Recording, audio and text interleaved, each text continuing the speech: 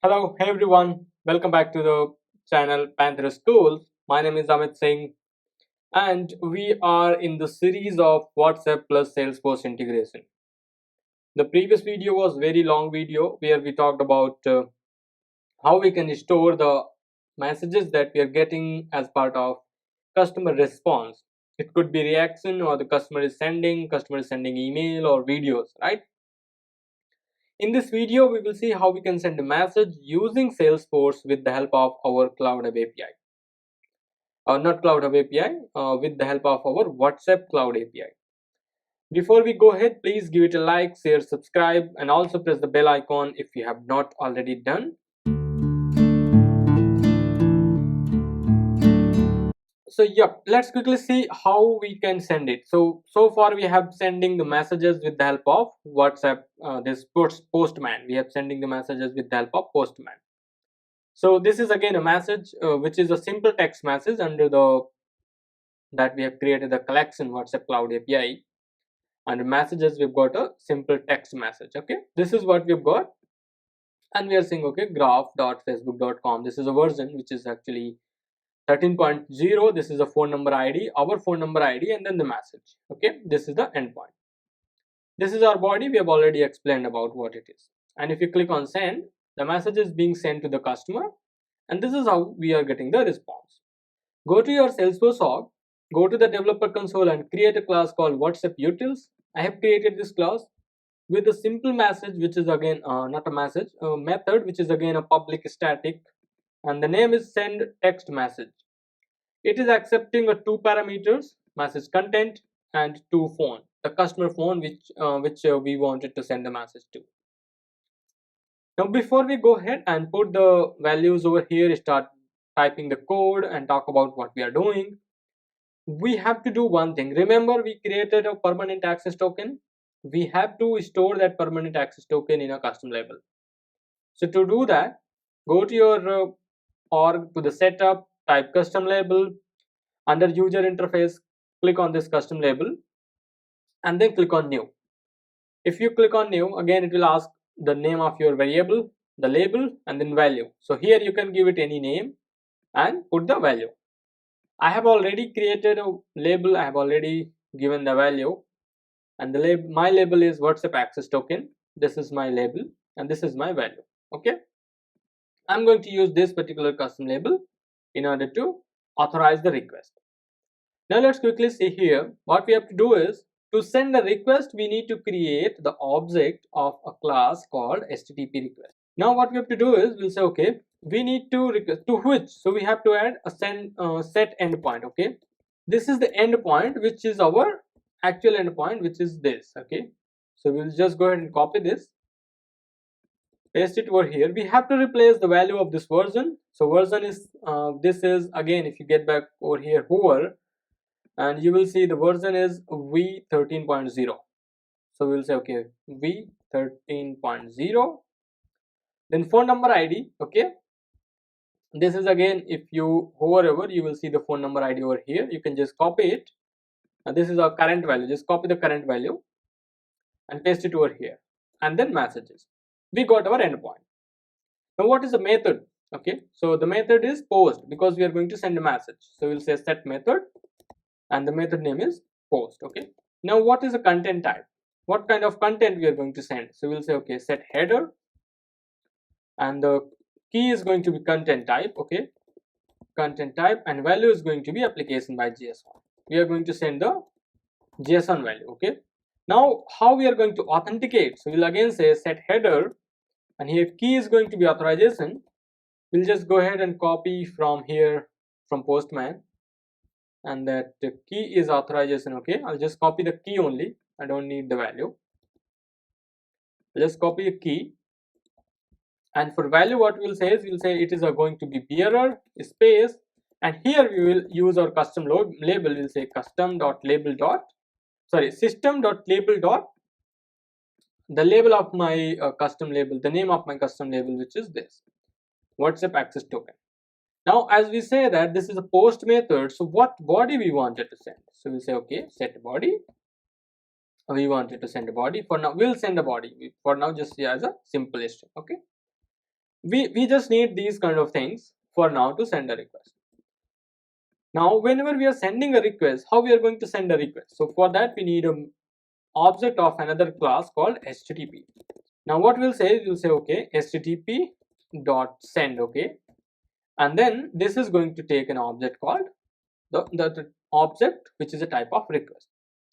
Now when we say send, it actually returns the response, and the response is stored in another class called http response. So we can do like this. Now as this is we are making a call out, we are making an external call out. So what we have to do is we have to wrap it within a try catch so that we can handle if there is any exception occurs. We'll say try catch, we'll say system dot call out exception, okay, and then we can catch another exception. We'll say system dot exception, okay, and here within the try we are going to send the message. So if there is any error, we'll get over here.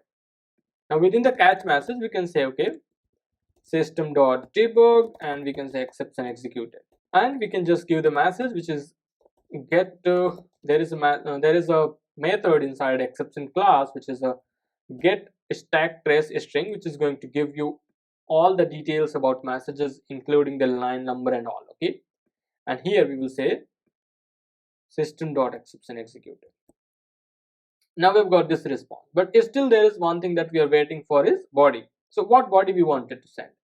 This is a text message, so, and this is a body which we usually use to send a message. So what do is go ahead, copy this body, and here search for admin booster json to apex tool, open this URL and paste it over here, click on generate apex, and if you go here under static text method, you will see there is a string. Just copy that string. This is what we need, and come back here, paste it over here in your apex class above the set body method. So this is the body that we wanted, right? Now here to whom we wanted to send. So we wanted to send to this particular phone number. So what we'll do is we'll say okay, go ahead, use single quote 2 times and then 2 times plus and put your variable over here. Now what is the message we wanted to send? Again we will use single times 2 times plus, and we will use our variable over here, and here we can say that the name of variable is message body, and this message body we will send as a post method.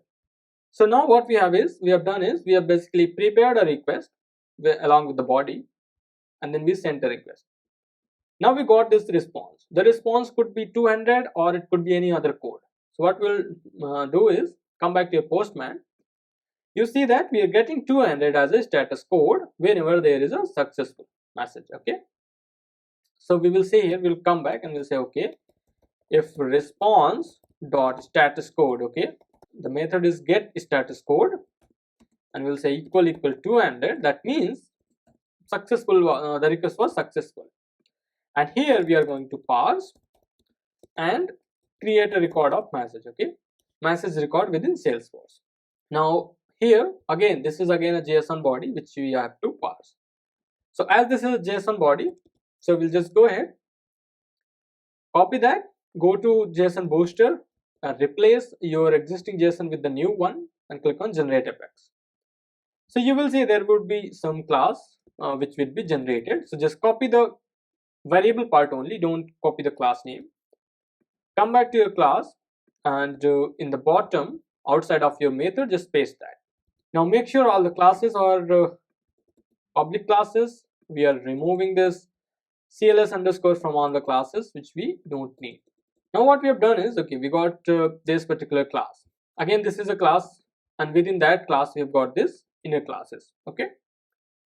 Now what we will do is we will say okay, now we've got this WhatsApp utils as a class. So here we will say okay, WhatsApp, and we'll say response from WhatsApp, and what we will do is we'll say okay, and we'll say json.deserialize. So basically we are deserializing the same way which we did in the previous video. And what is the string which we wanted to deserialize? We'll say okay, response dot get body. There is a method called get body. Now we have got the response which is deserialized in our apex class. Now we need to create the record. Now what we need is Salesforce message dot message content. Message content is the content we are sending from a variable. Then we are saying Salesforce message dot customer phone, because we don't have name, so we are getting customer phone from here. Okay, then what we need is message id, right, which is a external id. Let's say that message id, we will see how we can get that. This is the id we need, we basically need, we don't need any other thing, right? We see messages is again an array of object, and that object has basically one variable called id. So if you see here, we have got messages. Under messages we have got one. Now as we are sending this like we are sending this request and successful, we will always see the response like this. So we don't need to use this time all these if else. We'll say that okay, response dot, okay, we'll see there is a variable called messages, and we'll say dot get. Now what we are saying is go to the messages, get the first element, and then we will say dot id, and then we'll upsert it. We'll say upsert Salesforce message based on message id. So this is a simple code, few lines of code which we wanted to use and utilize in order to send the WhatsApp message. Now if you try to send it, let's quickly try to send it. So what we'll do is we'll copy this class name, go to debug and say execute anonymous window, and here I'm going to say okay, WhatsApp util dot send text message. Here I need to send a message and I need phone number. Okay, so here for sending a text message, I'm going to take this particular text, okay, and then to whom I wanted to send, I wanted to send to this particular phone number. Now make sure this open log checkbox is checked and click on execute, and go to the logs section, and you see there is a success, the log has been opened. If you click on debug only, you will see there is an error, call out exception executed, line number 27, line number 1, and all those. We did not get what exactly the exception is. Okay, now to make sure, okay, line number for this one, right, we can have one more. Here we'll say okay, ex dot get message. Okay, this is the message that we are getting. Save it, and then again after saving your class, go to debug, execute anonymous window. The code will already be there, execute it. So now we got the debug log which is increased. If you click here, now we will see call out exception unauthorized endpoint. Like please check setup security remote site setting and endpoint is. So I wanted to basically show you intentionally, whenever we wanted to make a call out to a third party system, we need to add a remote site setting. So to do that, go to your setup, search for remote, and click on remote site setting under security. And here click on new remote site, and you can say WhatsApp business API, and paste your URL over here. This particular the site remote site name doesn't take space and nothing, so you can use underscores and save it. And once you save it, it is going to take the only base endpoints. It is not going to take the complete endpoint. So we got this graph.facebook.com. Now if you go ahead, execute this. Again, I used Control E. You can use Command E or Control E based on your operating system. Click on execute. This time you can see the log is okay, not more than that, but if you click on debug only, there is no such debug. That means we were successfully able to send the message. The reason we are not seeing any debug, because we have not even put any debug, right? If you want, you can say okay, you can say successful and save it. So this is just a successful message. We haven't sent. Let's quickly get back to our tab, our WhatsApp message tab. We'll see there is a message which we've got. Okay, this is a message which we have sent here. This is a simple test message from Postman, and these are the few things that we have populated, not all, right? So that's why we are kind of seeing this information only. If you want, you can have here there is a message type. You can say as it is a text, so we always wanted to populate as text. Okay, and here we can just go ahead and save it. After saving this, you can go and debug, execute, and this time I'll say Salesforce. I'm just sending from Salesforce. Open execute log, check this checkbox, you got this successful as a debug. So that means we are able to send the messages with the help of Salesforce. Now this time we got this number 7 type as a text, right? So this is how you can send the message with the help of Salesforce using WhatsApp Business API and WhatsApp Cloud API. Now I would like you to try it for the multiple other things like sending the messages using templates, sending the image messages, sending the YouTube messages with preview URL. Try these kind of things, whatever you've got over here. So this is it for this video. Thank you for your time, and again, please do like, share, subscribe the channel, and also press the bell icon so you don't miss any update from our channel. Thank you.